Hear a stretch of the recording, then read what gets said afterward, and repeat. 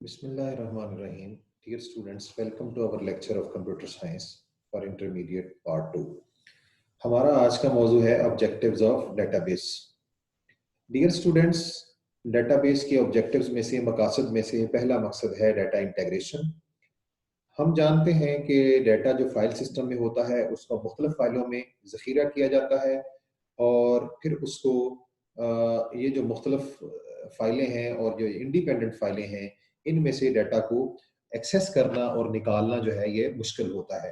तो जो डेटाबेस होती है उसमें डाटा बड़ी आसानी से आप एक्सेस कर पाते हैं क्योंकि इसमें कम्युनिकेशन लिंक्स और इंटीग्रेशन के टूल्स होते हैं जो कि डाटा सेट्स और फाइल्स में से डाटा जो है वो आपको उसको इंटीग्रेटेड करके आपको दिखाते हैं। लिहाजा आपको ऐसा ही लगता है कि डाटा एक ही जगह पर रिलेट करके आपस में वो इंटीग्रेटेड हालत में पड़ा है।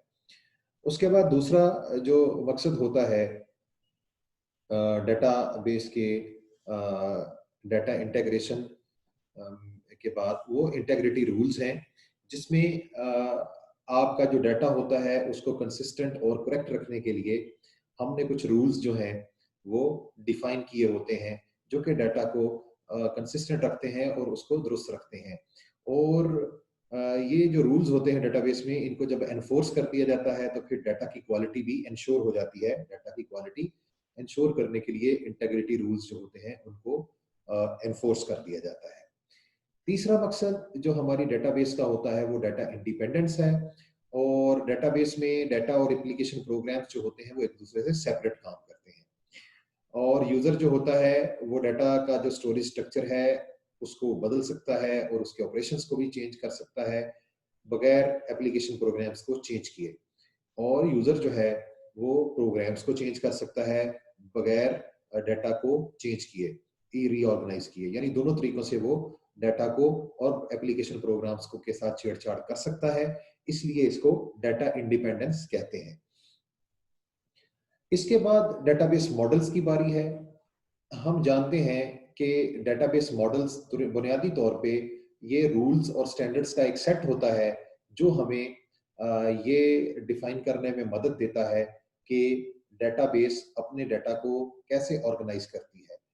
तो database model is a set of rules and standards that defines how the database organises data. इसको डेटाबेस मॉडल कहते हैं। तो हमारे पास लिटरेचर में 4 किस्म के डेटाबेस मॉडल्स मौजूद हैं और एक डेटाबेस मॉडल जो है वो इस बात को भी डिफाइन करता है कि यूजर जो है वो डाटा की ऑर्गेनाइजेशन को किस तरह से व्यू करता है।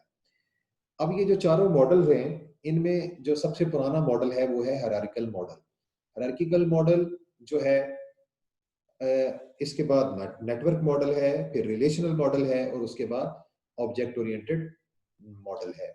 तो हायरार्किकल डेटाबेस मॉडल में हमारे पास क्या होता है कि ये डाटा या जो रिकॉर्ड्स होते हैं उनको एक हायरार्की में, जिस तरह ऑर्गेनाइजेशनल चार्ट होता है, एक तरतीब के साथ ये डाटा को अरेंज करता है, रिकॉर्ड्स को अरेंज करता है। हर रिकॉर्ड की जो टाइप होती है इस मॉडल में उसे नोड या सेगमेंट कहा जाता है। Each record type is called a node और सेगमेंट।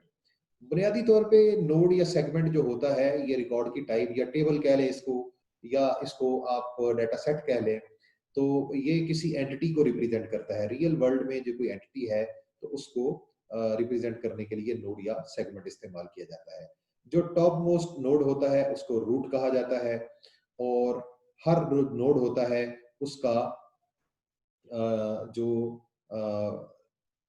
हायर लेवल नोड होता है वो पेरेंट कहलाता है और जो उससे लोअर लेवल नोड होता है वो चाइल्ड कहलाता है और जो चाइल्ड होता है वो अपने हायर लेवल नोड यानी पेरेंट का सबऑर्डिनेट होता है।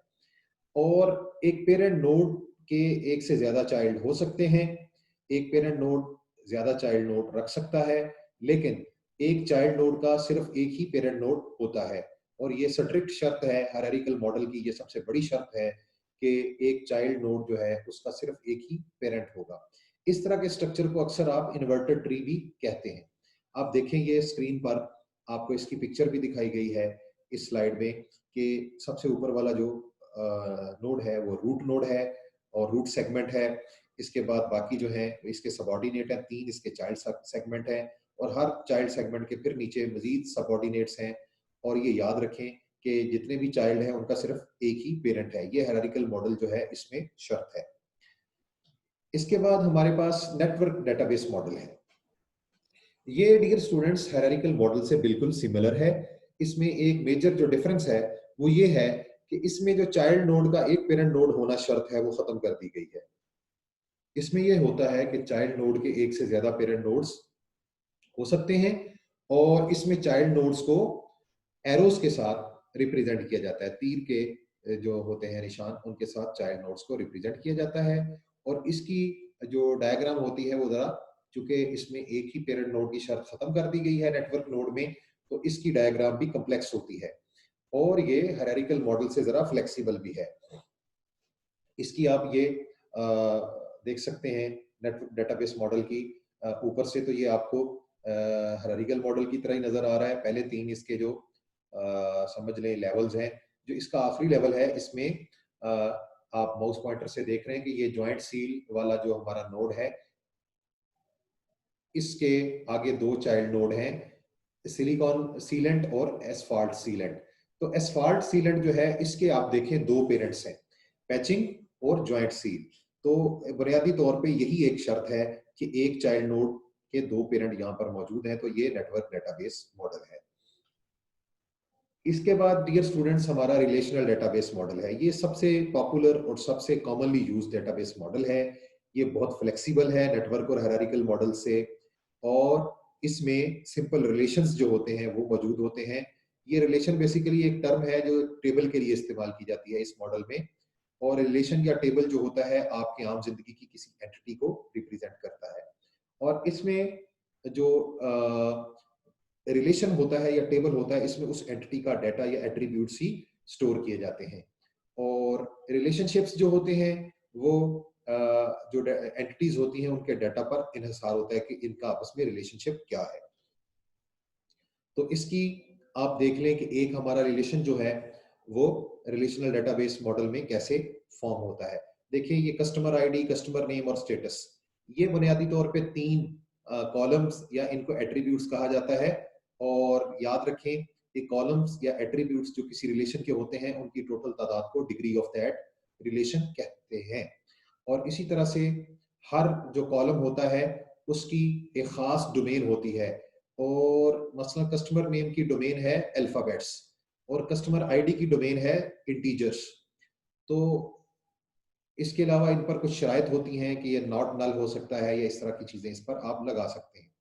फिर इसमें जो कितारें होती हैं या रोज होती हैं उनको टपल्स या रोज कहा जाता है। और एक रिलेशन में जितनी रोज होती हैं उनको उस रिलेशन की उसकी तादाद को रिलेशन की कार्डिनैलिटी कहा जाता है। तो आप देखें कि इस टेबल में या रिलेशन में 3 ही कितारें हैं, तो इसकी कार्डिनैलिटी 3 है और 3 इसमें कॉलम्स हैं, इसकी डिग्री जो है वो भी 3 है। रिलेशनल डेटाबेस मॉडल में आप रिलेशनशिप्स को एरोस के साथ या आप उसमें लाइंस के साथ और उसको लेबल करके आप जो है वो रिप्रेजेंट करते हैं। और ये एक रिलेशनल डेटाबेस मॉडल की डायग्राम आपको इस वक्त स्क्रीन पे नजर आ रही है। इसमें आप देखें स्टूडेंट कोर्स है, स्टूडेंट है, ग्रेड है, अटेंडेंस है, लेक्चर है, कोर्स है, एग्जामिनेशन है, टीचर है और कोर्स टीचर है। ये बुनियादी तौर पे इसमें जो है ये 9 के करीब एंटिटीज हैं जिनको रिलेशनशिप्स के जरिए आपस में जोड़ा गया है और पूरी एक डायग्राम आपको रिलेशनल डेटाबेस मॉडल की नजर आ रही है। तो डियर स्टूडेंट्स, हमारा जो आज का मौजू था वो यहीं पे रिलेशनल डेटाबेस मॉडल पे ही जो है वो फिनिश होता है। इंशाल्लाह नेक्स्ट लेक्चर में हम ऑब्जेक्ट ओरिएंटेड डेटाबेस मॉडल और उससे अगली डेफिनेशंस पर बात करेंगे। तो आज के लेक्चर से फिलहाल इतना ही। अगले जो लेक्चर है वो उस वक्त तक के लिए अल्लाह हाफिज।